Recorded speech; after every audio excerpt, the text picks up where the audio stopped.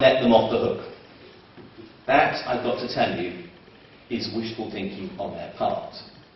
Just as it was wishful thinking from 2005 to 2010 that I might be wrong when I wasn't.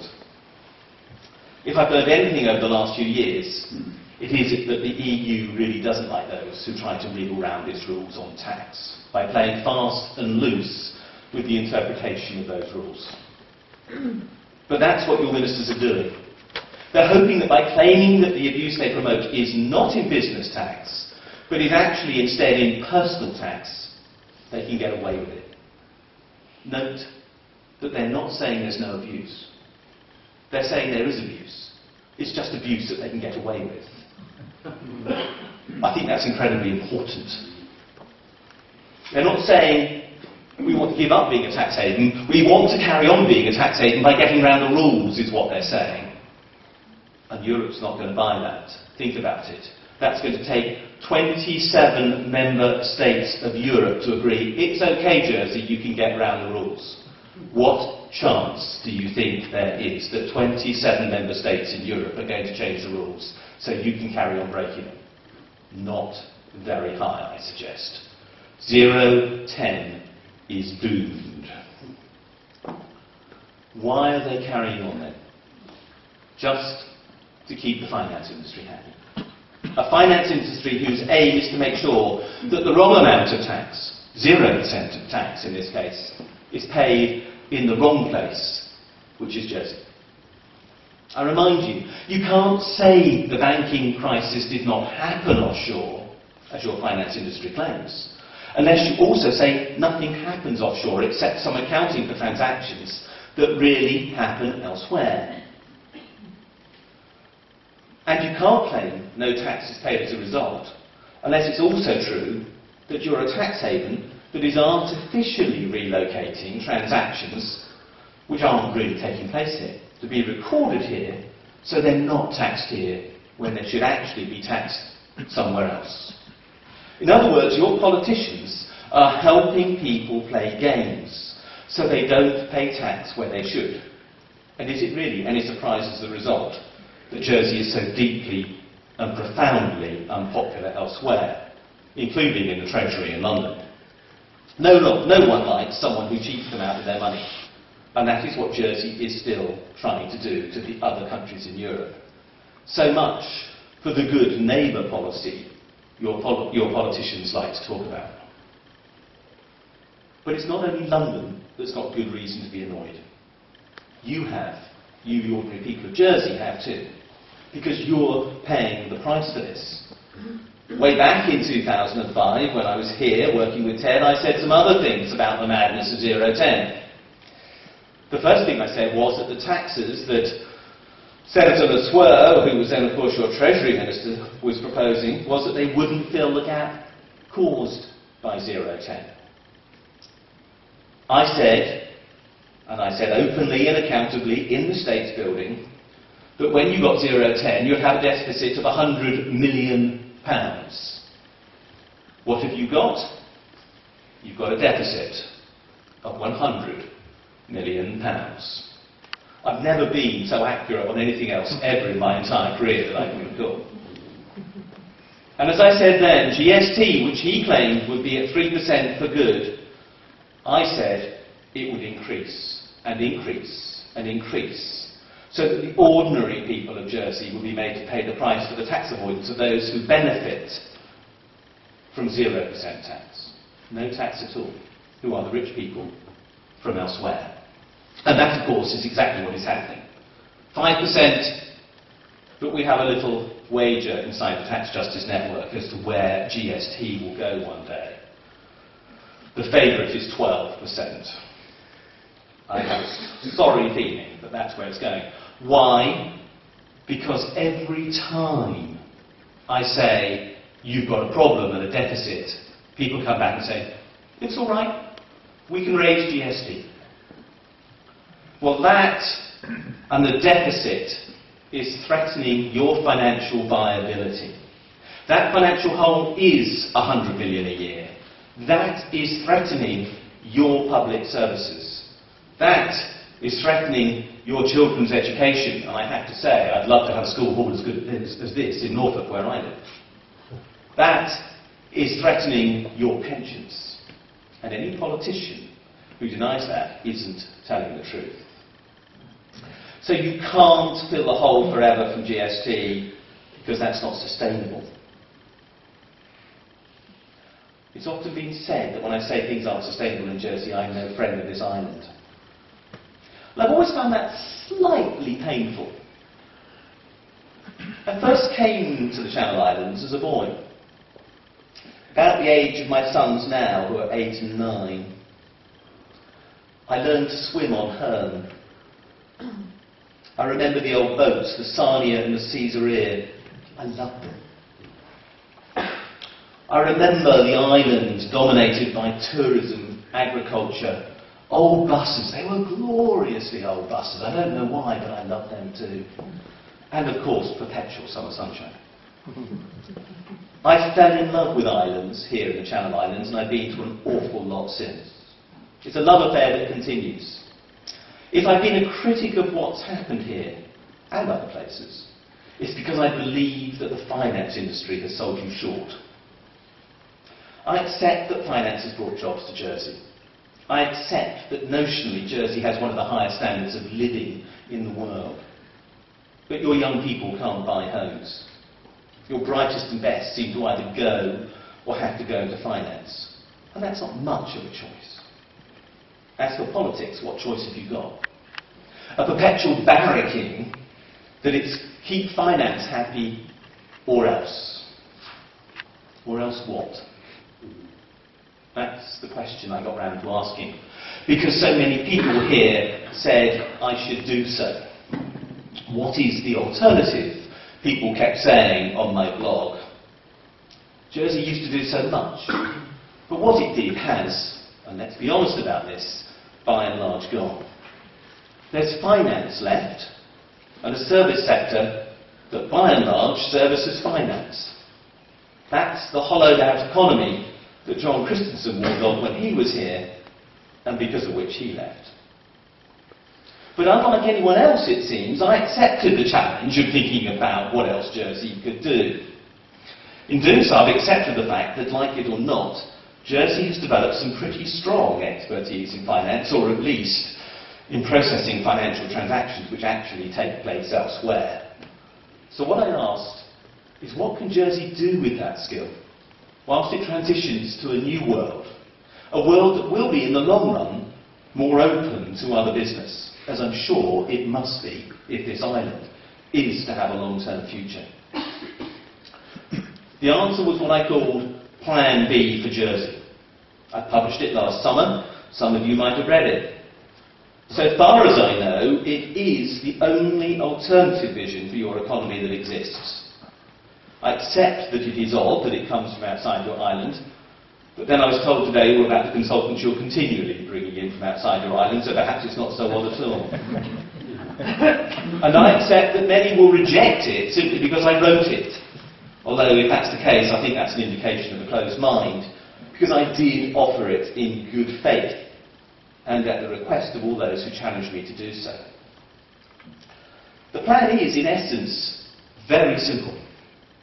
It says that finance is now the core skill of this island, but that unfortunately the product that it wants to supply, based as it is on secrecy and maybe unacceptable tax avoidance, is one for which demand will disappear as international regulation outlaws it, as I am certain will be the case. The move is inexorable and in that direction.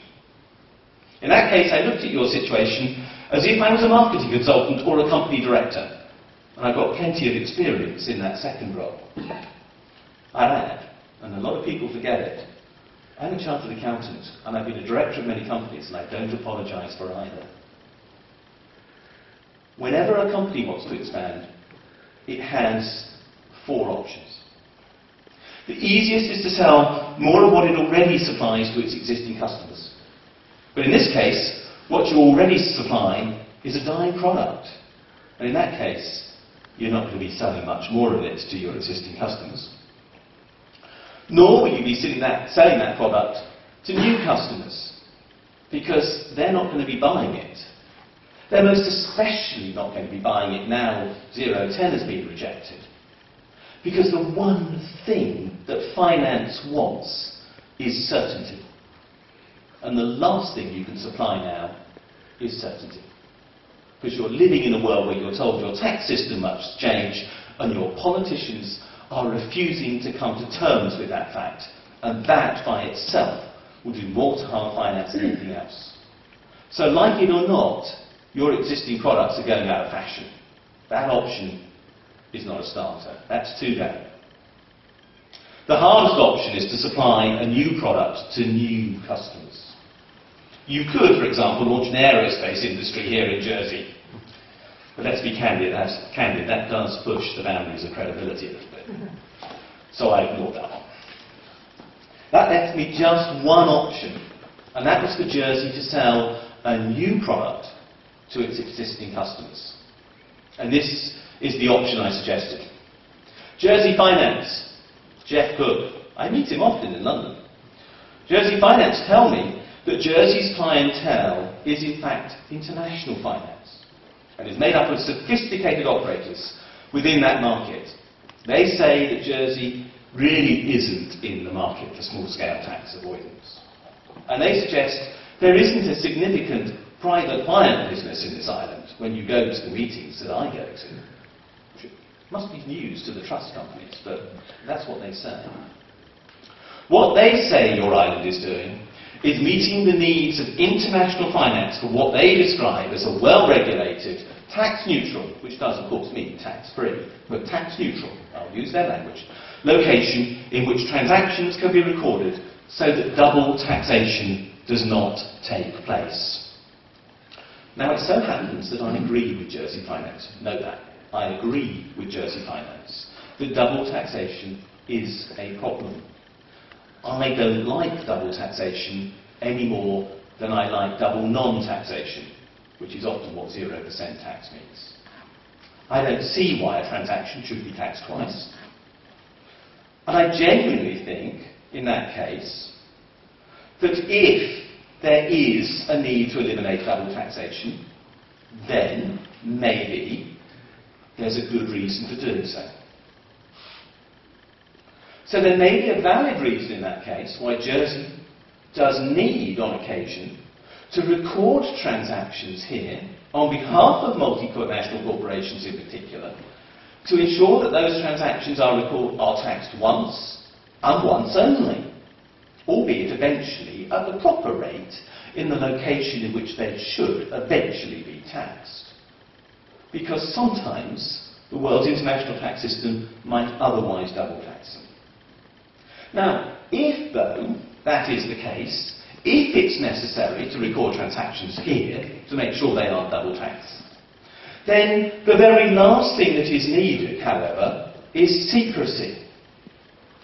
In fact, it would seem glaringly obvious that if the multinational companies in question want to draw attention to the problem of double taxation, which would force them to incur extra costs of recording transactions in Jersey, and they would want to do so to make sure that the problem will be eliminated, then they would want to give that problem maximum publicity and would at the same time want to make sure that they aren't going to be treated unfairly and brandished as tax avoiders in the Mail on Sunday, as some were yesterday, when actually all they're doing is acting openly and honestly to try and get round a problem in the international finance system.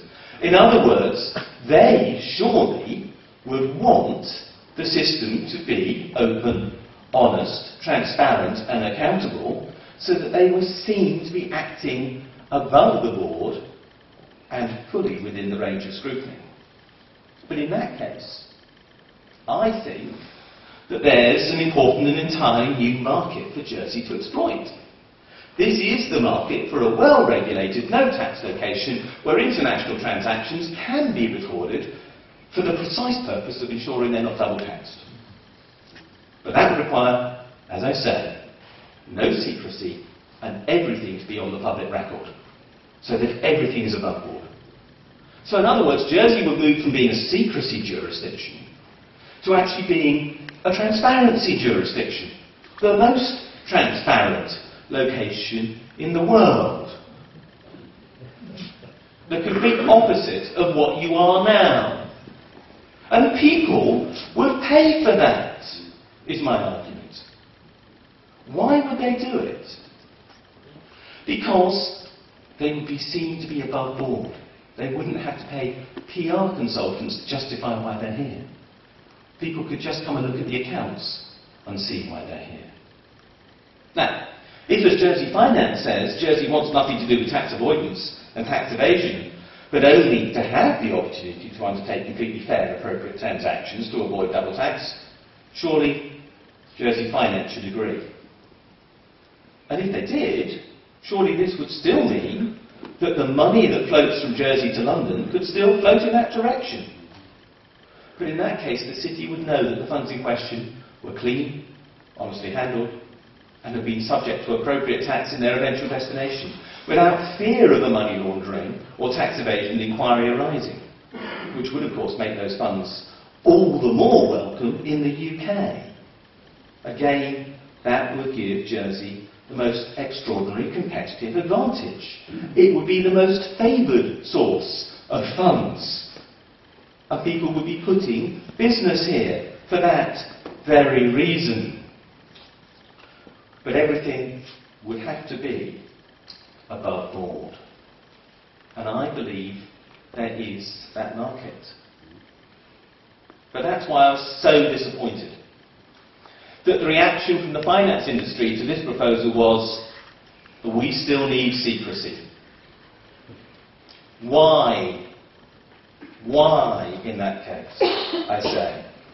Because if you do, it must be because you're doing something of which you or your clients are ashamed. And that's why the world's press continues to believe you have a problem here in Jersey. And that's why you will have a problem in gaining international credibility. And in making your books balance, and in making your relationships with the European Union and the UK work, and with the rest of the world, until you come out of that world of secrecy in which you live and embrace the world of transparency, openness, honesty and accountability that the world now demands of you and that I believe you should deliver. I am convinced you could do that and hold your heads high and have the finance industry here and make a unique market for yourselves. I've offered Plan B to Jersey. I think it could work. And what have you got to be frightened of? You've nothing to lose. Your existing finance industry is offering you a road to ruin. It is bankrupt, very literally, because the basis on which it has been built has been declared illegal by Europe. I tried to put some hope on the table. It's the least I could do. Thanks for listening.